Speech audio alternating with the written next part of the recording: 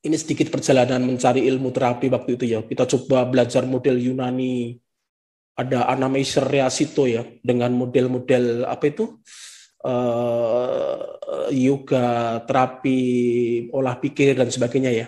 Model-model Turki, Utsmani, ada pemanasan, Kai, Jawa kuno. Jawa kuno saya belajar dengan beberapa simbah yang nginang ya. Ternyata nenek-nenek itu panjang umur karena ada pakai eh, jambe Apel sama sirup. gambir, suruh, itu memperkuat banyak hal, dan itu ternyata kalau dikaji di Borobudur, di beberapa candi, di kitab-kitab kuno, Mataram kuno ya, akan Mataram ada yang kuno, ada yang modern ya, itu ternyata menarik, ilmu itu membuat menyehatkan, terutama yang nanti kita kaji sedikit tentang bagaimanakah uh, jelita ya. Di Tibun Nabawi banyak juga belajar hijama, fasdu, model India, Mayo, Jepang, Korea, atau beberapa yang lainnya ya, sempat menekuni bikin inovasi audio terapi untuk bikin anak jenius tahun 2000 berapa itu ya, 2009, 2008, 2009, tapi sempat dulu dengan dokter Syaraf dan dokter yang lainnya. Oke, itu kita hentikan dulu beberapa audio terapi yang masih banyak yang kita simpan ya. Sampai kemudian belajar ke TCM yang memang secara keilmuan rujukannya lengkap. Misalnya dulu waktu di psikologi pernah sedikit tentang tapping ini ya, EFT, Emotional Freedom Technique, ini beberapa sering kita share ya, dengan darah COP di sini, dan beberapa yang lainnya ketika diketuk, saya benar berpikir, ini apa yang diketuk, mekanismenya bagaimana, dan titiknya apakah hanya 12 itu saja. Dan ternyata itu saya buka-buka, ada banyak ternyata ya. Salah satunya ini di kitab coklat ini bacanya Huang Ji, dari ini kaisar, namanya Kaisar Huang Ji, dan juga kitabnya namanya Neijing. Neijing itu dibacanya Neijing ya. Dan itu ternyata banyak di situ. Banyak yang kemudian mengungkap bagaimanakah akar sebab sakit. Ini seperti pohon ya. Kalau sakit akarnya seperti apa? Nah, nanti ketemu ternyata itu pola makan, 3 pola itu ya, pola hidup. Tadi Bu Dokter Nana menyampaikan ya, pola makan menjadi banyak sekali penyebab ya. Pola makan, pola hidup, habit yang kurang bagus. Jangan sedih yang di atas 30 tadi ya. Banyak temennya juga ya. Dan pola psikis, pola pikir, pola kejiwaan itu mempengaruhi tentang kesehatannya. Beberapa titik, misalnya titik yang cukup bisa digunakan oleh para psikolog adalah tentang HT7. Ini tentang kitabnya tadi ya. The Yellow Emperor, itu tentang klasik medicine. Ini mempengaruhi tentang bagaimanakah membahas sebab-sebab penyebab sakit, unsur yang penting seperti apa, beberapa organ-organ penting, penyebabnya, dan bagaimanakah terapi penyembuhannya. Nah, yang menarik adalah juga ada faktor psikisnya juga. Misalnya faktor emosi, marah, gembira, khawatir, sedih. Ini organ apa yang kemudian mempengaruhi, dan juga bisa dibalik. Organ itu kalau di terapi bisa juga mempengaruhi ke psikis. Kan mens sana in corpore sano ya. Jadi di dalam terapi fisik, fisik yang sehat, nanti juga psikisnya ikut sehat. Misalnya marah, itu organ untuk cang-cang itu yang padat, yaitu hatinya. Terus kemudian organ fu, kalau yang berongga ya, itu kandung empedunya ya. Beberapa meridian, namanya, ini sedikit tentang meridian itu apa ya. Ketika hati dan juga empedu itu diterapi, nanti beberapa hal yang kaitannya dengan marah itu bisa terkurangi. Dan organ padat, liver, salah satunya itu kalau dibalik juga akan kena, terutama kalau kemudian orang yang tidak bisa mengendalikan aspek marahnya ini. Nah, beberapa yang lainnya, gembira, khawatir, sedih, ataupun yang takut ya, itu ke ginjal. Ini unsurnya namanya kalau di dalam kitab tadi katla ya, Katla itu kayu, api, tanah, logam, air. Kalau organnya, organ padatnya, ini organ-organ vital ya, kita singkat namanya hajali pagi, hati, jantung, limpa, paru, dan ginjal. Otak dan uterus itu organ-organ istimewa yang mungkin berkait juga nanti ya. Tapi yang paling vital adalah ini hati. Hati akan mempengaruhi jantung, jantung akan mempengaruhi limpa, limpa akan mempengaruhi paru, paru akan mempengaruhi ginjal. Ini yang menarik untuk kemudian proses saling mempengaruhi dari organ itu sehingga kalau di terapi bisa diurutkan mana yang kelebihan, mana yang kekurangan, mana yang akan mempengaruhi beberapa organ yang lainnya itu ya. Sampai kemudian ke arah mekanisme bagaimana supaya sehat. Ini yang tadi saya ceritakan ya, katla tadi ya, katla itu kayu, api, tanah, logam, air. Ini karena ditulis sekitar sebelum Masehi ya, sehingga pakai simbol-simbol ini ya, kayu seperti apa, api seperti apa, tanah seperti apa. Api itu jantung ya, jantung itu akan mempengaruhi ke limpa lambung dan juga beberapa organ. Limpa lambung akan mempengaruhi logam, paru. Orang yang sakit paru, asma bronkial misalnya ya, kita perbaiki dulu fungsi lambungnya ya, dan beberapa yang lainnya. Dan yang paling ujung adalah ini karena hajali pagi di ginjal. Ini stadium terakhir ya, yang untuk organ kalau sudah ke ginjal, memang ini kemudian jadi agak kompleks permasalahan di tingkat sakitnya. Nah, untuk dari sudut pandang timur, mungkin pemeriksaannya berbeda dengan beberapa yang kita kenal di kalangan medis ya. Kita pakai istilah, mohon maaf ini saya tulis bahasa Indonesianya ya, bukan huruf Hanse-nya. Jadi Wang Ben Wunce itu ya sama juga, kita mengamati orang, mengamati wajahnya seperti apa, terus kemudian dilihat bisa ketahuan sakitnya apa ya. Kemudian dari pendengaran, penghidu, kita bisa melihat ini jantungnya seperti apa, detak dadanya seperti apa. Kita dengan pendengaran bisa model suara batuknya seperti apa, itu dengan wordnya ya. Kalau anamnesa jelas itu wawancara ya, sudah berapa lama, keluhannya apa yang diderita. Ini seperti psikologi juga ya, dengan diagnostik wawancara itu ya. Nah, yang menarik adalah di sisi palpasi. Palpasi itu kita tidak seperti ngecek nadi seperti Bu Dokter Nana ya, tapi dengan namanya palpasi. Palpasinya ya dengan 3, tadi kita tentang palpasi ya. Ini misalnya tentang pengamatan lidah ya. Pengamatan tadi saya contohkan lidah ya. Lidah itu bisa menggambarkan sakitnya di sisi mana. Ini yang ada gambarnya. Paru di mana, gangguan hati di sebelah mana, jantung misalnya di ujung. Misalnya hati di bawah lidah, kalau di bawah lidah itu kok ini bisa terlihat di pengamatan ya, Wang, ada biru-birunya. Ini kalau dalam istilah TCM namanya ada stasis di situ ya, darah stasis di situ, maka ini tanda-tanda gangguan di seputar organ api di jantungnya.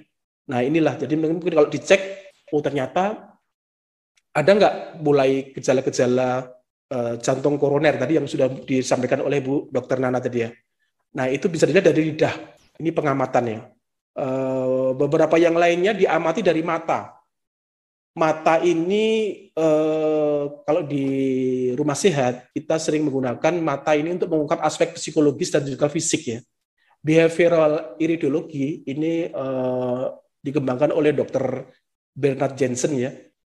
Ini ada iris, ada juga beberapa yang lainnya, itu bisa mengungkap beberapa yang sedang diderita sakit apa gitu ya. Misalnya kondisi psikis yang dianalisa dari mata ya, ini gangguan kognitif, orang yang gangguan hati, liver ya, pemarah, itu akan muncul di seputar matanya. Ada, karena mata itu jendela, ini kita gunakan sejak lama untuk apa? untuk mendiagnosa salah satunya adalah analisa baik sklera maupun iridiologi ya. Nah inilah salah satunya untuk mengungkap aspek psikis dan juga sakit fisik karena jelita permasalahannya bukan hanya fisik ya, tapi ternyata juga psikis. Mungkin malah lebih banyak psikisnya ya. Gangguan kantung empedu, gangguan liver dan sebagainya itu akan muncul di dalam iridiologi maupun juga di skleranya nanti akan muncul. Nah kita masuk ke beberapa hal yang di penyakit degeneratif. Ini agak panjang nih ya. Ini singkatnya begini aja. Penyakit degeneratif kalau di yang saya pelajari itu ya pengobatannya dengan meregeneratif. Degeneratif cara penanganannya adalah dengan meregeneratif ya. Karena ini adalah penyakit karena gangguan kesehatan akibat menurunnya. Nah, bagaimana kalau menurun ditingkatkannya? Atau kegagalan fungsi organ disebabkan oleh aspek penuaan atau kerusakan, kematian sebagian sel. Nah, ini sel ya. Sel itu menarik sekali. Nanti dengan 3 pola pikir, pola psikis ya, pola hidup dan juga pola makan. Sehingga kalau sakit tidak langsung ke obat OBAT, tapi saya izin Bu Dokter Nana, saya tambahi T depannya dulu. Tobat dulu, pola makannya, jangan-jangan ini pola makannya kurang bagus ya, pola pikirnya juga kurang bagus, pola hidupnya apalagi nggak pernah olahraga, pola makannya kurang bagus. Jadi berobat dengan tobat atau tobat dulu lah. Nah ini untuk mensinergikan ya, tobat dengan pola makannya dan sebagainya ya. Ada beberapa yang bisa kita lakukan untuk mengubah itu, meregenerasi. Kalau yang kerusakan dan juga kematian tadi adalah sel, maka bagaimanakah meregenerasi sel ya. Sekarang dikembangkan dengan stem cell dan di beberapa yang lainnya stem cell alamiah. Stem cell alamiah, kalau yang sebenarnya kan itu ada di dalam tubuh kita sampai umur 18 tahun ya, tubuh kembang. Tapi kemudian dorman di sekitaran pusar ya. Nah titik itulah yang kemudian kita munculkan kalau secara terapi fisik ya. Tapi beberapa yang lainnya terapi makanan ada juga.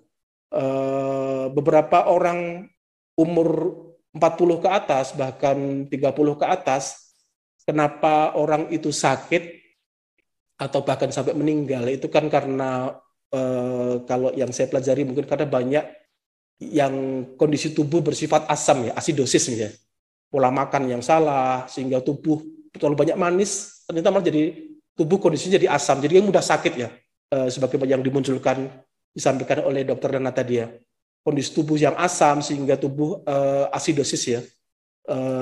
Dan ini penyebabnya ya faktor lingkungan, faktor makanan, makanan yang sepertinya ada yang sekarang namanya genetically modified organism. Wah itu menarik sekali. Itu kalau kita nggak sengaja sudah masuk dalam tubuh kita dan kita masuk, apalagi dokter lingkungan ya, padi yang disemprot dan beberapa yang lainnya, limbah yang masuk dalam tubuh kita. Nah bagaimanakah itu menghilangkannya, mereduksinya? Saya mempersingkat ini ya, degeneratif dengan regeneratif ya. Tadi saya ulang, kita perbaharui, kita tobat pola pikir kita, pola hidup, pola makan. Semoga angkatan 92 ini nanti panjang umur lah. Bukan hanya reuni ke-30, tapi reuni ke berapa ya? Ke-60 lah. Semoga nanti bisa ngajak cucu-cucunya sama cicit-cicitnya gitu ya. Amin, amin. Nah, ada banyak sekali stem cell alamiah tubuh kita bangkitkan. Stem cell yang dengan dari ikan ada juga, misalnya ikan ikura dari salmon, ikan salmon itu banyak yang mengandung dikemas dengan teknologi tertentu seukuran yang memang pas untuk tubuh, itu bisa kemudian meregenerasi sel atau mengaktifkan mirip kayak stem cell tubuh secara alamiahnya. Paling mudah alamiah adalah dengan dari sekitar kita, food therapy. Waktu itu saya tertarik dengan salah satu mata kuliah dari Mbak Yu Ying ya, Prof. Swai Yu Ying ini selalu membahas tentang bagaimanakah food therapy. Ternyata di sekitar kita dan juga di sekitar rumah kita, ranah Nusantara ini itu banyak sekali yang bisa kita gunakan. Ini ada yang bisa untuk menyehatkan, mikroba baik, itu namanya probiotik, tapi ini perlu makanan yang namanya prebiotik ya. Nah ini beberapa yang bisa kita gunakan untuk menyehatkan makanan yang sehat. Tadi ada pertanyaan, ini makanan sehat enggak? Nah ini nanti bisa kita bahas ya, sehat enggak makanan kita? Ini fungsinya memang dari kesadaran makan tadi ya. Untuk mereduksi dan juga meregenerasi dan juga mendetok, kita berinisiasi namanya RDR ya. RDR itu mereduksi beberapa yang mungkin sudah menumpuk, sel-sel yang mati, kemudian mendetok, membersihkan, meregenerasi. Dan berikutnya contohnya ada banyak ya, terapi-terapi fisik, tergantung kemudian sindromnya atau apa yang kurang atau malah ada apa yang kelebihan. Nah, beberapa teknik banyak sekali ya, tidak harus akupunktur, tidak pakai jarum, ada juga yang pakai tekan, ada yang pakai laser, ada yang pakai panas, ada juga yang pakai gerak, tergantung nanti salah satunya. Tapi yang paling banyak memang karena syarat lulusnya kan memang menguasai akupunktur sama herbalogi ya. Ini sedikit mungkin ada banyak yang belum pernah sama sekali takut dengan jarum, karena sekarang dokter juga jarang nyuntik ya, Bu Anak ya. Jadi apalagi akupunktur ini, loh kok pakai jarum? Kalau tidak pakai jarum bisa juga mungkin pakai pressure, tekan ya. Akupunktur ini sering kita gunakan juga untuk terapi beberapa keluhan, terutama bahkan ini sedikit nanti bisa dibaca, filenya kita share saja nanti, mekanisme kerja akupunktur dalam mengurangi stagnasi pada organ tertentu, daerah tertentu pasti terjadi yang namanya nyeri. Nyeri itu, ini pernah juga diseminarkan dulu di psikologi, tahun 94 kalau nggak salah ya.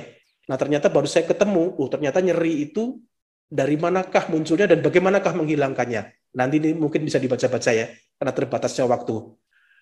Sekarang kita masuk ke jelita. Nah ini Bu Nurus dan teman-teman ini, kapan seharusnya jelita itu S3, kapan seharusnya jelita itu berobat dan sebagainya. Dalam kitab tadi, Neicing, Huangdi Neicing bacanya ini ya, itu menuliskan bahwa wanita itu pakai rumus 7, kalau lelaki pakai rumus 8. 7 itu ya mulai muncul, kemudian mateng itu 7 tambah 7, 14, sampai, mohon maaf ini 7 kali 7. 7 kali 7 itu adalah umur-umur kita sekarang. Ya, umur-umur banyak yang hadir di sini. Nah, makanya ini mulai muncul, di dalam umur 49, Ren dan juga Chong Channel, ginjal dan sebagainya, itu akan kemudian fungsinya turun. Jing akuisita, beberapa fungsi di dalam ginjal pun akan turun. Perimenopause, sedikit nanti tentang perimenopause akan saya sampaikan. Sebetulnya saya lebih fokus ke lelaki ya daripada ke perempuan ya, tapi sedikit nanti kita sampaikan ya. Nah ini menariknya, ketika pria, ini nanti mungkin karena yang ada di sini sedikit ya, bisa beberapa terjadi penurunan juga, bisa mulai ketika, kalau pria karena 8 ya sampai 8 kali 8, 64, masih agak punya waktu lah ya. Nanti di reuni ke berapa? Ke 40 ya. Reuni ke 40 baru akan kita perdalam materi ini. Kita akan perdalam ke materi yang sekitar 49. 49 itu, ini terapi alamiah ya, contohnya diabetes dengan beberapa yang alamiah di sekitar ya.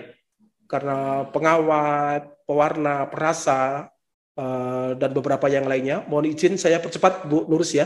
Iya, ini kurang 3 menit Pak. Waduh, 3 menit ya. Yeah. Dan ada juga yang ini teknik pencegahannya, teknik meramunya, teknik beberapa yang lainnya, dengan apa-apa yang secara alamiah dari sekitar kita. Diabetes karena pankreas, saya menggunakan sambiloto cimpluan misalnya ya.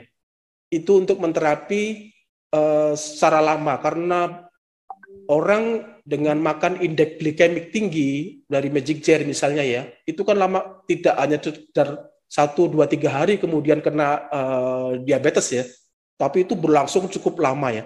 Nah, maka juga pengobatannya ini perlu waktu juga, misalnya dengan terapi yang alamiah saja ada di sekitar kita, sambiloto atau beberapa yang lainnya gitu ya. Nah, ini tentang pria. Oh, kok kembali ya? Ini singkat saya langsung melompat ke sini ya. Jelita untuk wanita perimenopause itu sekitar umur 49, tadi kalau di kitab Neijing ya. Tapi itu terasa umumnya mulai 4-10 tahun sebelumnya. Jadi sekitar 30 atau 40 tahun itu juga mulai dialami oleh wanita. Nah, kondisinya memang gejalanya perubahan siklus menstruasi. Mohon maaf, rambut agak sedikit berkurang, seperti rambut saya juga ya. Kalau 50 itu Jawanya kan seket ya. Seket itu senengannya ketunan pecinan. Artinya kira karena rambutnya udah pada habis ya. Kulit mengering, masalah memori dan kognisi itu menurun. Jadi perubahan berat badan, nggak tahu ini nambah atau malah berkurang ya. Suasana hati, kelelahan dan sebagainya. Nah, dalam TCM umur 49 kondisi perimenopause tadi decline yang menurun memang di sisi jantung, sisi ginjal, kidney, terus kemudian hati dan juga blood deficiency ketika di liver. Fungsi hati kaitannya dengan kekurangan produksi darah ya. Nah, ini akan nanti kita bahas beberapa terapinya dengan kondisi ginjal, liver, dan juga limpa. Limpa itu kalau di dalam DCM, transformasi dan transportasi. 2T itu fungsinya ya. Kalau itu ada gangguan, memang kemudian terasa sekali. Ini kok tidak enak ya. 2T tadi ya, transportasi dan transformasi darah maupun Qi maupun Jing. Ini istilah-istilah apa? Istilah-istilah mohon maaf ya. Ada air, ada shui itu darah, ada juga mungkin cairan, hormon dan sebagainya gitu ya. Nah, itu yang mempengaruhi adalah di limpa. Nah, itu terjadi penurunan. Nah, ini yang saya sampaikan tadi. Kapan seharusnya angkatan 92 ambil S3? Ternyata ketika umur 49 itu terjadi juga poor memory and cognition. Jadi penelitian 70% dari orang yang perimenopausal women's experience itu mempunyai problem di dalam memori dan kognisi. Jadi beruntunglah di sini yang sudah selesai S3-nya ya, Bu Nurus, Bu Cinta, jadilah untuk Erjin yang sebentar lagi ngambil S3 dan beberapa yang lainnya, ya ini memang harus distimulasi ya, karena memang terjadi penurunan aspek memori dan juga kognisi.